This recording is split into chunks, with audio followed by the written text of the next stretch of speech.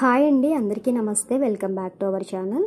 ఈరోజు వీడియోలో అయ్యప్ప స్వాములకి అలాగే ఉపవాసం ఉండే వాళ్ళకి తిన్న వెంటనే పొట్టకి హాయిగా తేలికగా అనిపించే ఒక సాబుదానా కిచిడీని అయితే చూపిస్తున్నాను.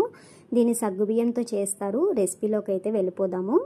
ఈ రెసిపీ కోసం సగ్గుబియ్యాన్ని ఓవర్ నైట్ నానబెట్టుకుని ఉంచుకోవాలి.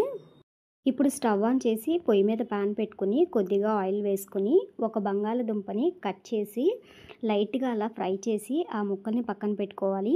ఈ బంగాళదుంపలు వేగేలోపు మరొక ప్యాన్లో ఒక గుప్పెడు వేరుశనగ గుళ్ళను కూడా వేయించుకొని ఈ రెండింటిని పక్కన పెట్టుకోండి. బంగాళదుంప వేయించిన ప్యాన్లోనే కొద్దిగా జీలకర్ర, 2 పచ్చిమిర్చి, కరివేపాకు అలాగే వేరుశనగ గుళ్ళని వేయించుకోవాలి. ఇవి కొద్దిగా వేగిన తర్వాత మనం నైట్ నానబెట్టుకున్న సగ్గుబియ్యాన్ని కూడా వేసుకొని కొంచెం ట్రాన్స్పరెంట్ అయ్యే వరకు కూడా వేయించుకోవాలి. రుచికి సరిపడా ఉప్పు కూడా వేసుకోవాలి.